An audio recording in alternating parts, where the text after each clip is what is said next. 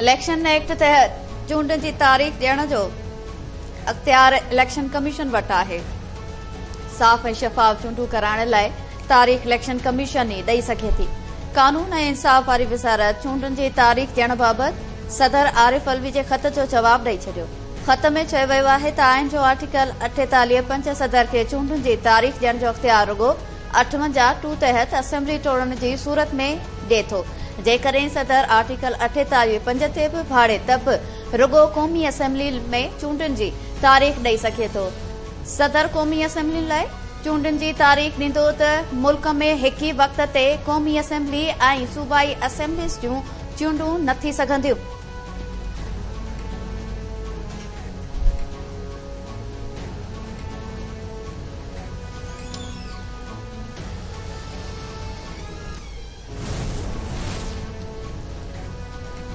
Secret act तहत कायम ख़ुसूसी अदालत साइफर केस में पीटीआई चेयरमैन जे जुडिशियल रिमांड में 13 सेप्टेम्बर ताईं वाद करे छॾी।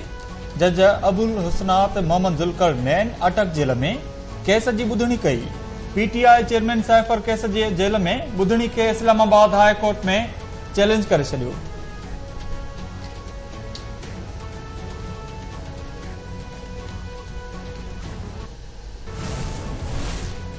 Army chief general Syed Asim Munir पारां जेहलम फील्ड फायरिंग रेंज जो दौरो। आईएसपी आर्मोज army chief Jhelum Tilla field firing range जो दौरो करे फायरिंग ऐं जंगी मशक़नि जो मुआयनो कयो। जंगी मशक़नि में शरीफ़ पाक फ़िज़ाइया, आर्मी एविएशन ऐं ज़मीनी फ़ौजी दस्तनि जी हम आहंगीअ खे साराहियो। आर्मी चीफ जवाननि जे जंगी महारत ऐं जज़्बे खे साराहियो। इन खां अॻु army chief general Asim Munir जे दौरे ते पहुचण ते corps commander corps lieutenant general Syed Amir Raza इस्तक़बाल कयो।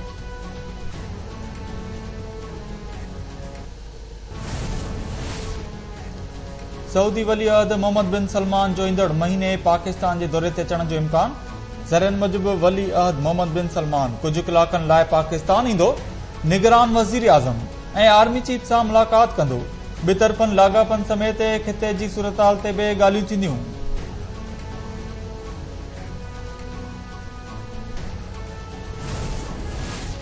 नेब कानून ज़रिए सियासी इंतकाम जो निशानो बणाइण वारो सिलसिलो ख़त्म थियणु घुरिजे। जांच जी सतह ते गिरफ़्तारी वारे सियासतदाननि जो घेरो तंग करण लाइ कई वई आहे। चीफ जस्टिस उमर अता बंदियाल जा नेब तरमीमनि ख़िलाफ़ पीटीआई चेयरमैन जी दरख़्वास्त ते ॿुधणी दौरान remarks. Justice Mansoor Ali Shah remarks ॾेई चयो त सुप्रीम कोर्ट खे पार्लियामेंट जे मामलनि में न पवणु घुरिजे। नेब तरमीमूं अहिड़े शख़्स चैलेंज कयूं आहिनि जेको पाण पार्लियामेंट मां भॼी वियो।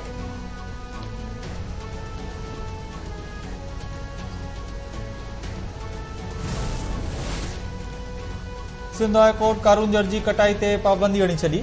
कब्ज़ा माफ़िया खे हटाए सकाफ़ती विरसे खे महफ़ूज़ करण जो हुकुम। सिंध हाई कोर्ट हैदराबाद जी बरुखनी बेंच डिप्टी कमिश्नर थरपारकर खे सुभाणे रिपोर्ट समेत ज़ाती हैसियत में तलब करे वरितो। अदालत चयो आहे त तारीख़ी जबल जे बार नीलामी जो नोटिफिकेशन जारी करे शर्मिंदा कयो पियो वञे। जेकॾहिं माइंस ऐं मिनरल खाते जा अमलदार कारूंजर जबल जे वेझो हथ चुरांद कंदे नज़र आया त केस दाख़िल करण जो हुकुम ॾिनो वेंदो।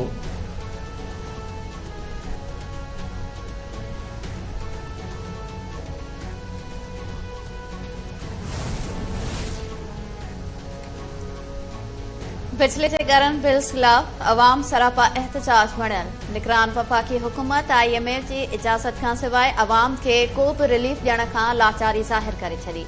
बिजली जे वाधू बिल्स ख़िलाफ़ सिंध समेत मुल्क जे मुख़्तलिफ़ शहरनि में एहतजाजी मुज़ाहिरा। बिजली बिल्स खे बाहियूं ॾिनियूं वयूं। नाणेवारी वज़ीर शमशाद अख्तर चयो आहे त ग़रीब अवाम जी तकलीफ़ुनि खे ॾिसी ॾुख थिए थो, पर गुज़िरियल हुकूमत IMF सां जेको मुआहिदो कयो उन तहत ई हलणो पवंदो। ॾहाकनि जूं पॉलिसीज़ महीननि में तब्दील नथा करे सघूं।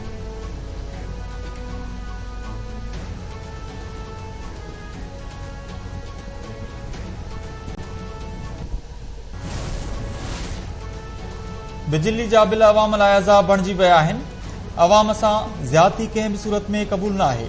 निगरान हुकूमत अवाम खे रिलीफ ॾियण लाइ क़दम खणे।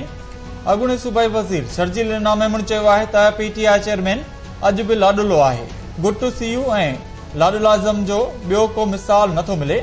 PTI चेयरमैन खे मिलियल सज़ा 25 ॾींहनि में ख़त्म कई वई।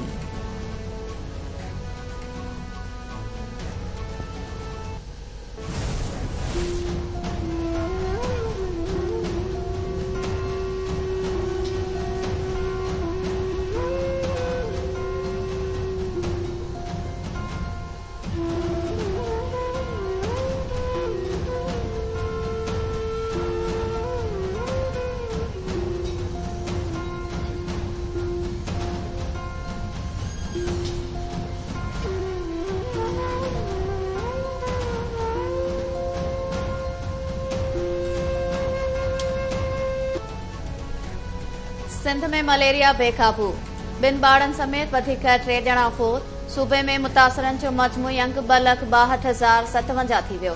हैदराबाद डिवीज़न में सभ खां वधीक 1,28,571 केसिस रिपोर्ट। सखर में 11,316, लाड़काणे में 47,313 ऐं मीरपुर ख़ास डिवीज़न में मलेरिया जा 63,966 केसिस ज़ाहिर। नवाबशाह डिवीज़न में 9,103 ऐं कराची में 1,778 मलेरिया केसिस जी तस्दीक थी वई। आख़िरी चौदगी में मासूम ॿार आकाश दिमाग़ी मलेरिया विखे फोत। कलोई में मलेरिया विखे 2 ॾींहनि अंदरि मासूम ॿार समेत 2 ॼणा फोत। ॻोठ सिद्दीक दल में ॻोठाणे मुतलब दल ऐं ॻोठ इरफान फारम में 5 सालनि जे ॿाड़े फुलू भील दम ॾेई छॾियो। इस्पतालुनि में बि मरीज़नि जी रश वधी वई। पीपल्स पार्टी वारा इक़्तिदार खां सवा नथा रही सघनि। जीडी अॻवाननि जो 90 ॾींहनि अंदरि चूंडू कराइण वारे मुतालबे ते पीपी मथां सख़्त तनक़ीद। कराची में प्रेस कॉन्फ्रेंस कंदे सफदर अब्बासी चयो त इलेक्शन कमीशन तकबंदियुनि बाद चूंडू कराइण चाहे थी। पीपल्स पार्टी वारा नतीजा भोगींदा। सरदार अब्दुल रहीम चयो त मुल्क अंदरि आइन ऐं कानून नाले का बि शइ नाहे। महांगाई वधण सबबि अवाम परेशान आहे। साहिरा बानू चयो त चूंडुनि जे मामले ते अवाम खे बेवकूफ़ बणाए पियो वञे। पीपी जल्द चूंडुनि जो मुतालबो इक़्तिदार जो मज़ो वठण लाइ करे पई।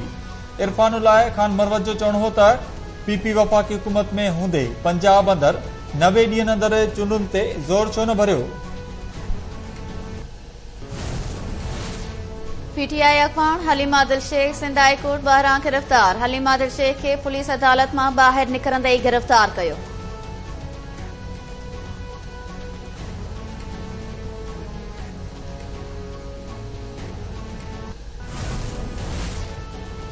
सखर पुलिस शहीद जान मोहम्मद मर जे कातिलनि खे गिरफ़्तार करण में मुकमिल तौर ते नाकाम। सखर जी अदालत शहीद जान मोहम्मद मर जा मुख्य कातिल गिरफ़्तार करण जो हुकुम ॾेई छॾियो। पुलिस पारां गिरफ़्तार 3 सहूलियतकारनि खे अदालत में पेश कयो वियो। अदालत पुछाणो कयो त केस में ॿियनि जवाबदारनि खे गिरफ़्तार छो नाहे कयो वियो।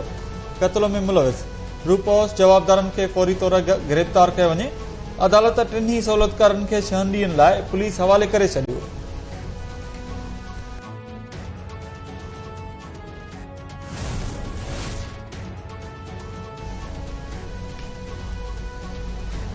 सिंध बार काउंसिल शहीद जान मोहम्मद महर जे क़त्ल खे पुलिस ऐं कानून लागू कंदड़ इदारनि जी नाकामी करार करे छॾियो।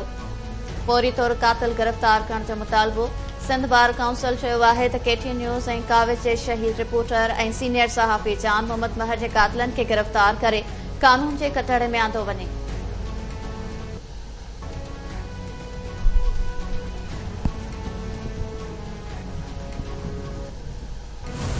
डॉक्टर ऐं सिहत मर्कज़ जे एमएस खे बेगुनाह करार ॾेई आज़ाद करे छॾियो। इन्वेस्टिगेशन ऑफिसर मूजिबि जांच कमेटी चइनी ॼणनि खे बेॾोही करार ॾिनो। अदालत में रिपोर्ट जमा कराइण बैदि खेनि आज़ाद कयो वियो आहे। राणीपुर जी अदालत फातिमा क़त्ल केस दहशतगर्दी टोड़ अदालत मुंतक़िल करे छॾियो। गिरफ़्तार न थी सघिया।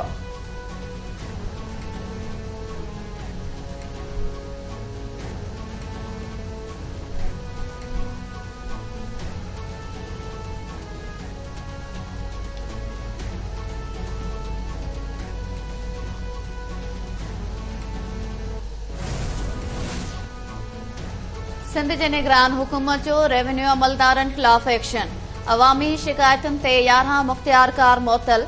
मुख़्तियारकार मोहम्मद अनवर कुंभर, रियास मुगेरी, जलील बिरोही, समीउल्लाह जमाली, जुल्फ़कार मंगी, एजाजुल हसन, हमूद काज़ी, इब्राहिम जुणेचो, अब्दुल हक चावो ऐं आसिफ भंगवार मुअत्तल थियलनि में शामिल।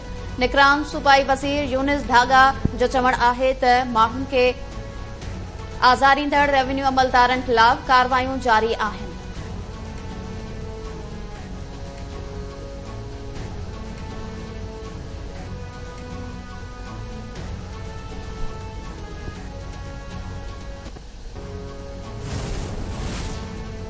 केटी न्यूज़ सुल्तानकोट जे रिपोर्टर इसरार चांडियो सां गॾु गिरफ़्तार थियल नूर मोहम्मद चांडियो ते पुलिस जो दबाव। एसएचओ अख्तर अबड़ो खे अगवा करे पंहिंजी हिमायत में ज़बरदस्ती बयान ॾियारे छॾियो। नूर मोहम्मद चांडियो चयो आहे त एसएचओ अख्तर अबड़ो खंभण बैदि कंबर थाणे ते पंहिंजी हिमायत में बयान ॾियारियो। ज़िंदगी खे ख़तरो आहे।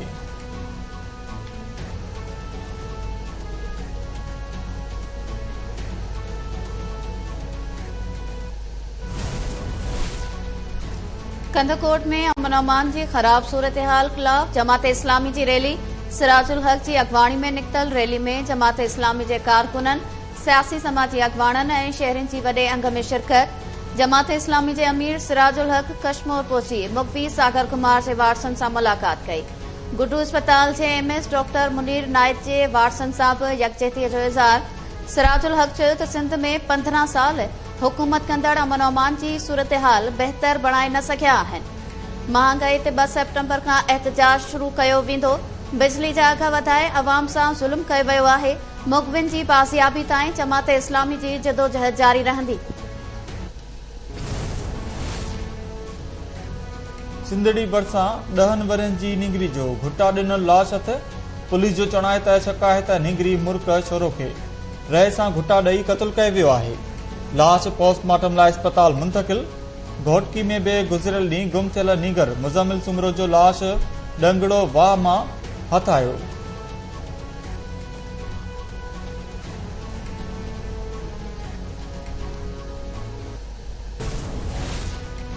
कश्मीर वासी मुक़विन जी बाज़ियाबी लाइ ॿिए ॾींहुं बि हिंदू पंचायत जे सॾ ते एहतजाजी मुज़ाहिरो। सागर कुमार ऐं ॿियनि मुक़विन जी बाज़ियाबी लाइ पंचायती हॉल खां एहतजाजी रैली कढी वई। रैली मुख़्तलिफ़ रस्तनि खां थींदे प्रेस क्लब पहुती, जिते एहतजाजी मुज़ाहिरो करे नारेबाज़ी कई वई। एहतजाज कंदड़नि जो चवणु हो त पुलिस मुख़वी बाज़ियाब कराइण बदिरां ठल्हा आसरा पई ॾे। सागर कुमार जी बाज़ियाबी लाइ धाड़ेलनि संदसि वारसनि खां 10 करोड़ रुपया भुंग घुरियो आहे। अख़्तियार धणी नोटिस वठी मुख़वी बाज़ियाब कराइनि।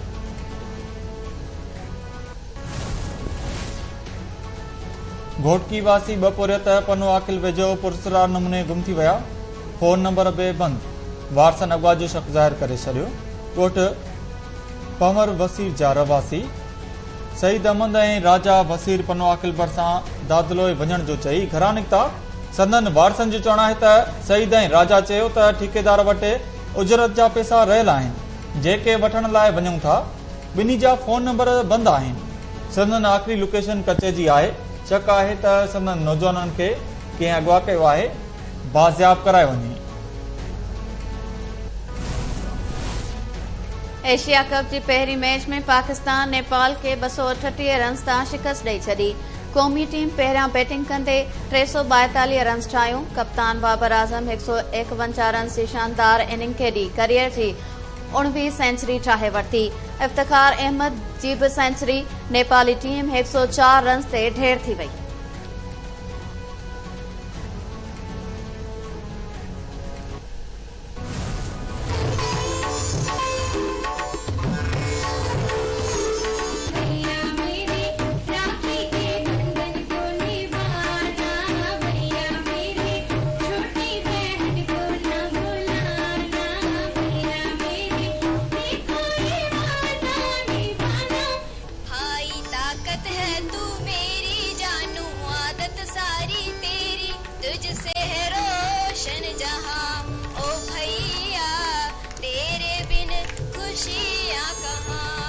रक्षाबंधन तमामु सुठो पियो गुज़रे। जीअं त असां स्टॉल पाण लॻायो आहे। उमरकोट में हर त्योहार ख़ुशी सां मल्हाईंदा आहियूं। जीअं त रक्षाबंधन असांजी भेण असांखे रखड़ी वधाए ॿधंदी आहे। असांजे जेको बि मुसीबत ईंदी आहे उहो दूर थी वेंदी आहे। हिते लेडीज़ रखड़ियूं वठी वियूं आहिनि ऐं असांजो भेणियुनि जी उमिरि वधे असां उन्हनि खे ख़र्ची वर्ची ॾींदा आहियूं।